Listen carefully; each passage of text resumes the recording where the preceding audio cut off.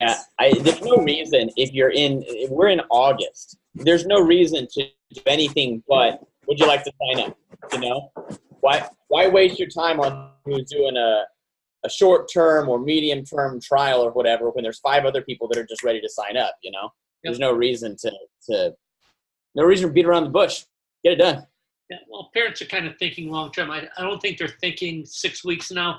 They're thinking, what's the kid going to do throughout the school session? Exactly. Exactly. Not that they want the kid to get off the computer and the tablet for 6 weeks. They're looking for, a big solution. Yep. All Exactly. good. All good. So, don't know what you have planned for us. Yep. So what I'm doing tomorrow is talking about flows after someone enrolls. So we talked about flows. If you do have someone in some sort of longer term trial, what kind of things can you do to help build trust prior to that day that trial is, or whenever you want them to enroll.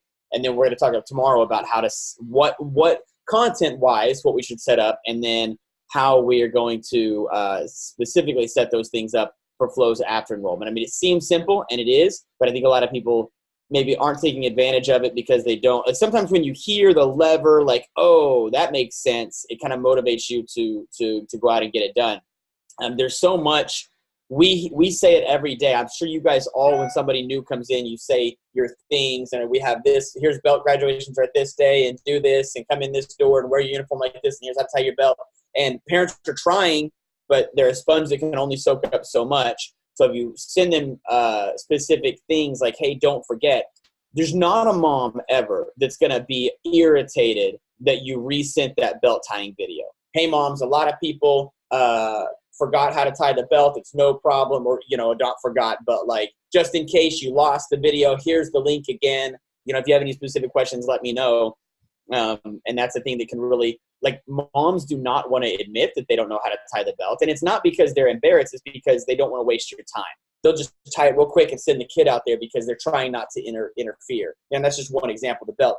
It could be the schedule. When is an A day? When is a B day? Which weapons are they supposed to bring? Are they supposed to have a bag in the car? What suggestions? Do you have a profit generator that automatically goes out to suggest a uniform? Hey, by the way, mom, have you noticed that it's annoying to do that laundry? Would you like to buy a third uniform? Because that really is helpful. Those kinds of things are what we're going to talk about on Thursday. How long do you plan that out? Because I always say, like, the first 90 days is crucial. That's like when most of people decide they're going to do something else. So do you do something on a weekly basis? What are you going to kind of suggest? Yeah, so I definitely, the way that I do it, I don't suggest to people to necessarily do it on a time frame, although I do agree that first 90 days is so critical. I suggest to do it in terms of what they actually want to say. Down what you want people to know, and then how many things is that? Is that items? Well, that's 10 emails. That's 10 weeks if they're going out weekly. You can space out 9 days, 10 days apart so that it's not just every Monday, because you're probably sending weekly, announcements and things like that. But if they start from a structure of, like, almost like you're in Comp 1 in college, here is my intro, here's what I want them to know, here's some other things, here's some advanced things. If you start from there, that can help you kind of spread it out. And then there's a lot of things that, okay, that subject is a 3-email subject. The what is my kid going to learn in class? That's a 6-email subject or whatever, and we can break that all out. And then all of a sudden you have like a freaking year's worth of content, and then you decide what's most important right now, what's not so important, what's a reminder, You don't have to send that manually every single time. Yeah, because back in the day, we used to give people what we call a newcomer's manual. The newcomer's manual would have, like, we're off these days for vacations, and just because you always get that, you never told me this. And so we had a newcomer manual, so they know why this kid's got a black uniform, that kid's got a red uniform. So what the different uniforms mean and things like that. So all that would be in that flow. Exactly. And people do check their emails. They may not check it perfectly, but And if there's a really important item, you can put a text in there within the flow as well. Text them, hey, we sent you a really important email, might want to check it. I suggested that on our trials prior to the point of enrollment on like a 2-week trial. So we have this is our only long trial. So we do a 2-week kickboxing trial, and it's like on day 1 they get a thank you for attending your first class. Please fill out this survey, and then then they get a T-shirt, like a free T-shirt, and then on day like whatever 4, there's a couple of things. Well, by the very first day of their second week, so like Monday of their second week, we're sending them their it's a 48-hour offer. They have to reply in one of these 2 days in order to get a special deal. And we send them a text on both of those days because those are really important emails. I don't want to annoy people with text, but what if they didn't see the email? That's no good for me. So it puts me in a weird spot. They're like, I didn't see that email. And I'm like, now I'm in front of a bunch of people, and do I break my policy? You know? So I want to get that enrollment, but sending texts at the same time can really be helpful. Of course, you should definitely have a postcard in that flow, a welcome postcard. RainMaker has welcome, and you can put your own content in it. If you got a little tagline for your school or a logo, like a logo, or not a logo, a motto or a slogan, that can be put in there as well. Yeah. I really like the idea with the text because some people try to get too wordy with their text. So just by saying that, check out your email, it's like, okay, you didn't blow up your phone for nothing. I mean, it's just a quick reminder. Yeah, and I always put, even though it typically comes from the same phone number, I always put the name of the school, : so Motion Tulsa, : special offer in your email, check ASAP or whatever, right? That way we're identifying ourselves because every once in a while we'll get a who's this, and that's not a great way to communicate. Yeah. So you try to hit it all. You try to hit the postcards, the texts, the emails, everything that you can do in the flow.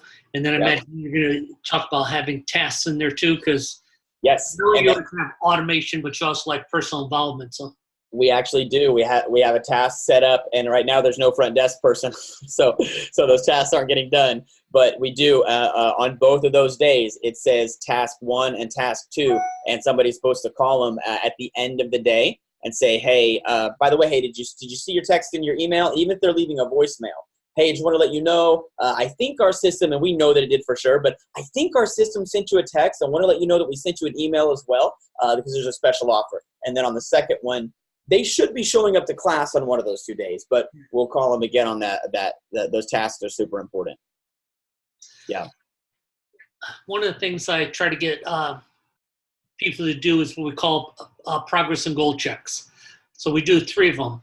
The first one is just to kind of remind parents that your child's just beginning here. Don't compare your kid with other kids in class.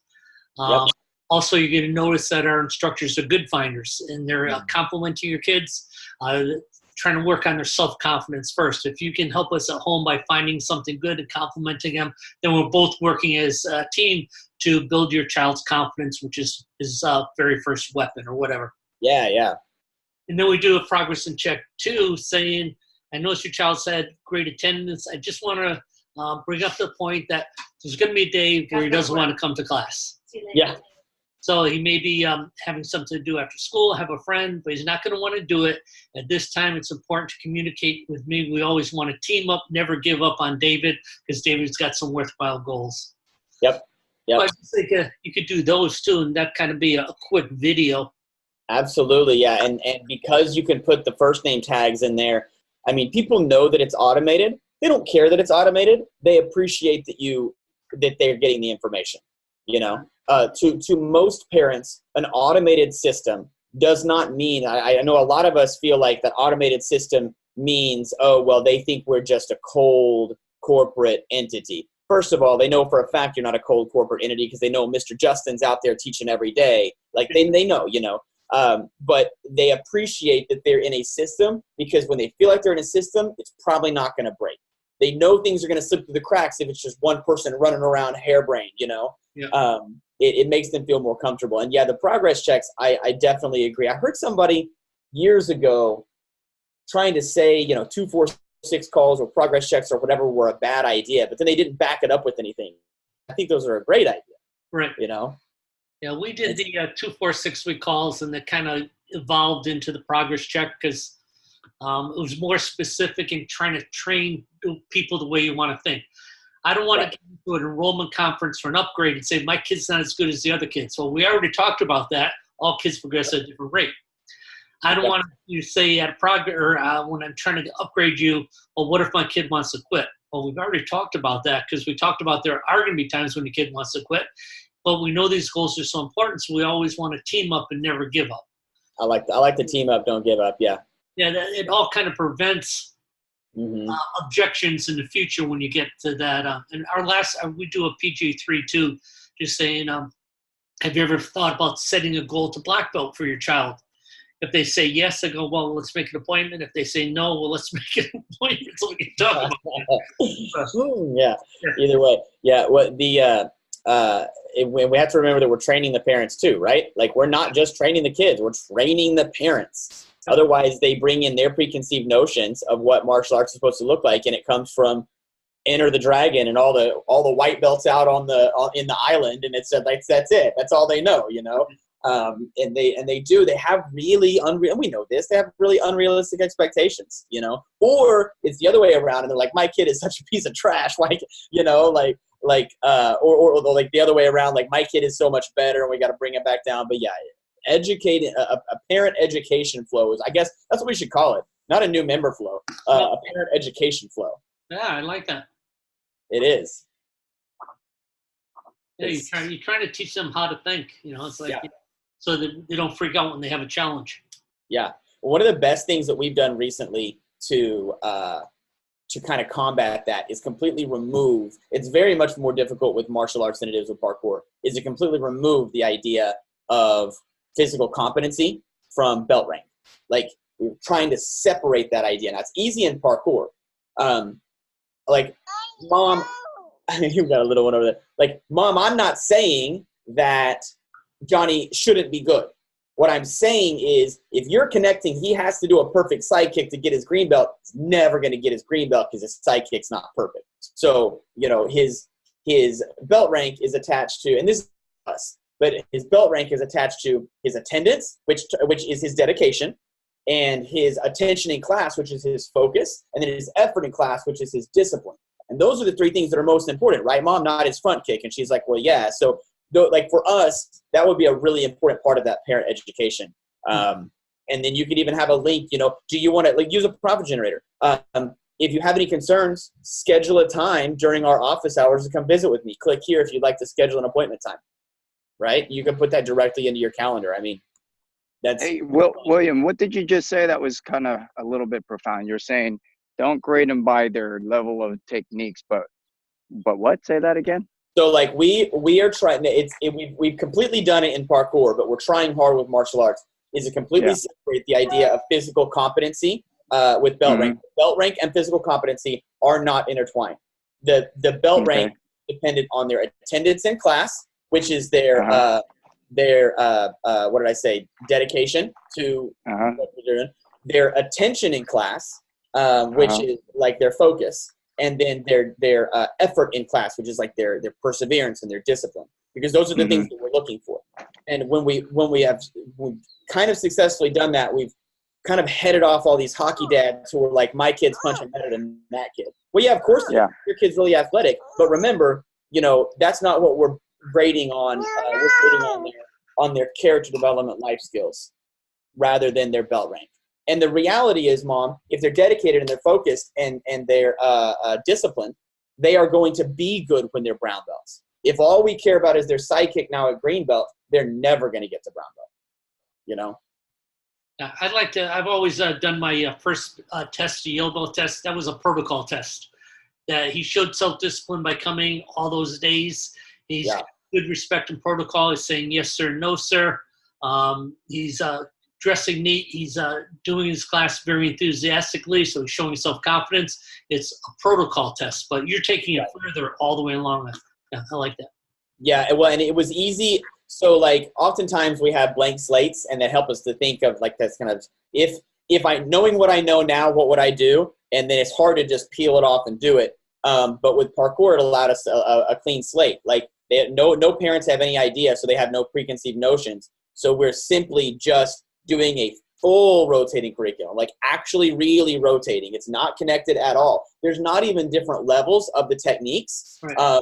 There's just different programs. So like a black belt club or a leadership team, we call it an elite program. So like when kids upgrade, they have been in the beginner program long enough to be doing the more advanced stuff. And of course, once they get certain bands, they're able to do other stuff, but completely separate and not ranked at all. And with our new white belts coming in, we've got a few new white belts. We got some beginner students.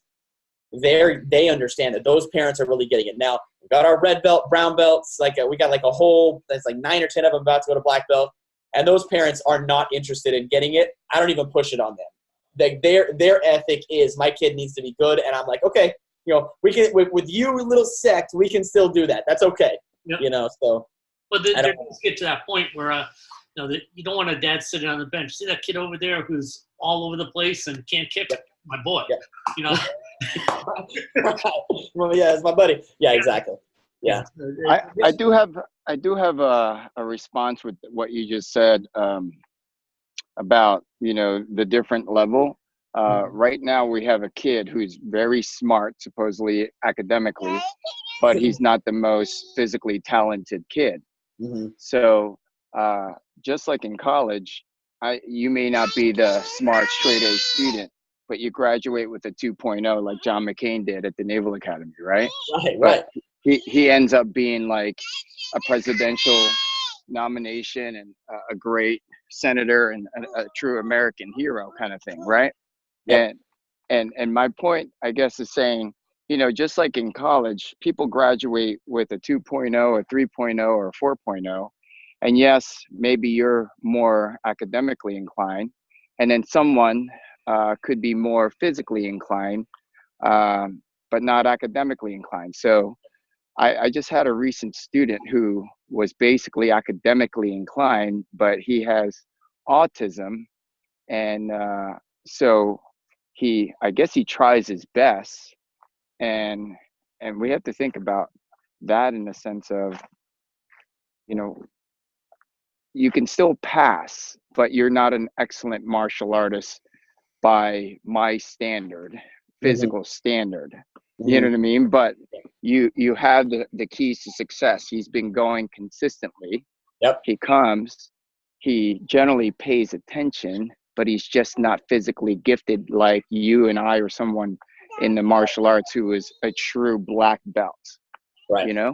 It's important. Like he has to have what he doesn't belong because he can't do the techniques. That's not what our place is about. Or you can't do them as well. And I have a kid who's autistic, now a black belt, and he's I think 15, and he started when he was 7, and he was terrible and that was like, they didn't even tell me he's autistic. They told me he has Asperger's. That's how long he's been here. They don't really use that terminology anymore.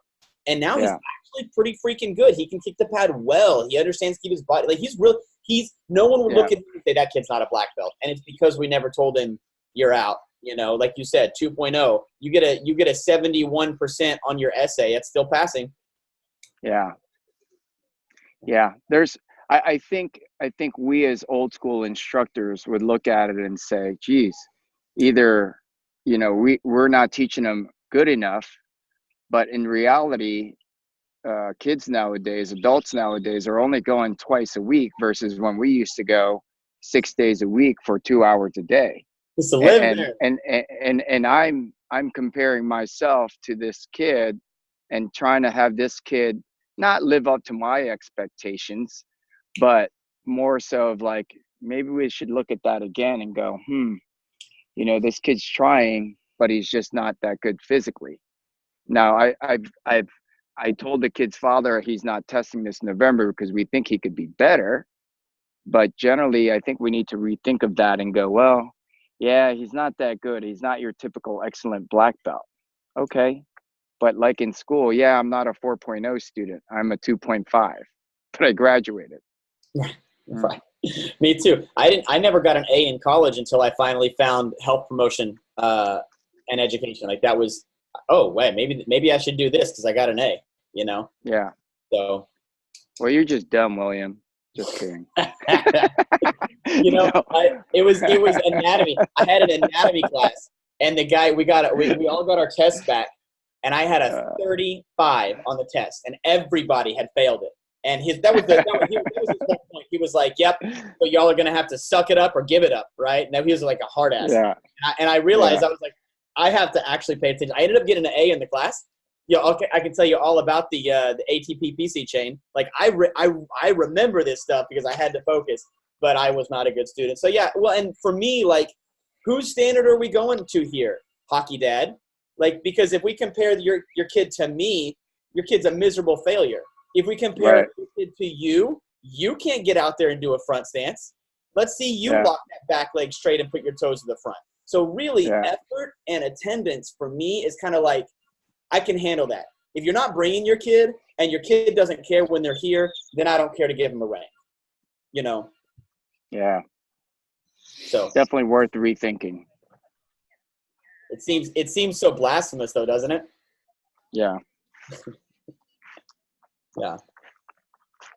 Let's see. But I think you guys can educate parents through that flow, you know, right away. Starting the minute that they enroll, and you can do it. The flow, we'll talk about it tomorrow, but the flow can be triggered when someone enrolls in a program. You don't even have to add a tag. Just the day that they enroll, you start the program and the flow kicks on. It can be welcome. We're so glad you're here. Don't you want an extra uniform? Did you know that our belt ranks, you know, hey, I don't want to say this in front of Johnny, but don't you understand that a 2.0, 3.0, 4.0, you know, you can say all of those things. And if they don't like it, they'll quit, right? But I bet they will. I bet they'll like it. Yeah. Okay, quick question. A lot of times we start thinking things and we try to think of more difficult ways when sometimes the answer could be simple. So I started talking to Sal, and Sal and I were just talking about people when they get black belt, how they just quit. So someone takes a 3-year black belt program. After 3 years, a certain percentage quit. Even though you may try to think of curriculum after that and different color uniform, people still quit. Could the answer be as simple as making it longer to get to be black belt instead of 3 years, 5 years? That's what I do. That's what I do. We don't do 3 years. What are we at? We're at 48 months to get to black belt. And you have to wait 6 months at brown belt, and we only test for black belt in December. So sometimes you have to wait a year at brown belt. And none of the parents understand that, you know?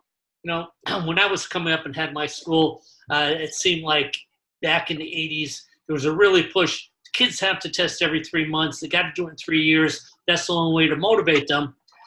My grandson has been in martial arts for like 5 years, and he's a purple belt. And it doesn't bother him. He loves to go. He keeps learning. He loves to go to martial arts. It's not like a belt race to him. And the instructor doesn't really do anything special to motivate him. He just takes classes. He loves taking class. He's got, in fact, my granddaughter decided not to do dance because she liked martial arts so much, and she's not getting belts every 3 months. So sometimes I start thinking, you know, maybe Sal's thing isn't a hard thing. Maybe we just increase the length, and then everyone's staying 2 more years. Well, it also solves the problem. I don't know how I'm even in. Somebody must have put me in an ATA group. And it was a parents and instructors, and someone was saying, hey, can somebody clarify the 4th degree rule? How old do you have to be? And somebody was saying, like, 18 now. And there was a discussion on whether it should be 18. And there was a parent who said, well, I'm a little irritated, honestly, because my kid is 13, and they're a 3rd degree now. And what do they have to wait, 5 years just to get their next stripe? And I'm thinking, dear God, right? Like, yeah, yeah, they need to wait. So like it solves that because if they start when they're 7 and it takes them 4 years to get the black belt at 11, then they're working on stripes 12, 13, 14, 15, and we're not talking about 5th degree 17-year-olds. And then people start talking trash on our school, even though we know that kid is good, and you know, kind of combats that a little bit. We did change it, Grandmaster Silva. We did we are making it longer, and it was actually 4 years already as it is. But basically from your fourth belt up, we're now making it 4 months long, because we're starting to see, at twice a week at 45 minutes, these kids are not really learning their curriculum, their new curriculum, as well as their old curriculum, because it's cumulative, right? Mm-hmm. So we are changing it to make it longer. We are actually changing back to do more often with our advanced belts, but I will tell you that our advanced belts they love the privilege of, I don't get to test this cycle. I have to wait another cycle because I'm level 2. Like they liked that longer time frame. That they felt like it was a badge of honor, that they weren't a peon that has to graduate every time. They're very special. They get to wait, It's sort of like when a lot of traditional karate school owners started doing jiu-jitsu, and they go, the bad thing with jiu-jitsu is they don't really know about the motivation. It's like 10 years. They should break it down into quicker. But there's a certain amount of bragging rights in jiu-jitsu saying that it took me 10 years. So they're trying to fix jiu-jitsu, but jiu-jitsu wasn't really broken. They were trying to put their rules to someone else. So. Yep, exactly. And yeah, jiu-jitsu doesn't need that. They've got that motivation. They've got that built-in intrinsic, Yeah. We could learn some lessons there for sure. All right, sir. Thanks very much. Guys. Thank you. I'll see you guys tomorrow morning, 9 a.m. Central. 9 a.m. Central. Thank you, sir. Bye, guys.